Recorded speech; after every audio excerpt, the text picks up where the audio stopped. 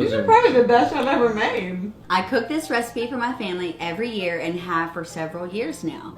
This is a roasted Brussels sprout in cream sherry sauce with onions and mushrooms, and it is so, so good.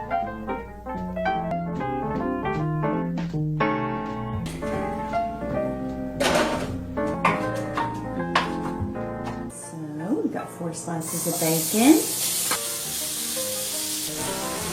Absolutely perfect. So we have cooked the bacon in the skillet, and then now we're going to add our shallots, but I just use red onions, so I've tweaked this recipe.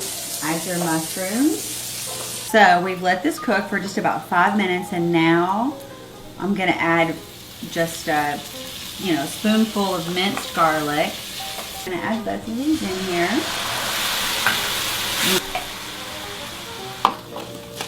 Our beautiful Brussels sprouts in here. Okay, all done.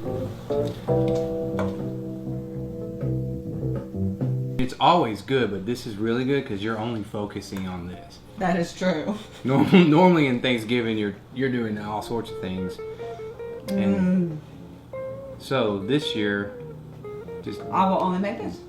no. Well, I'm gonna make the turkey.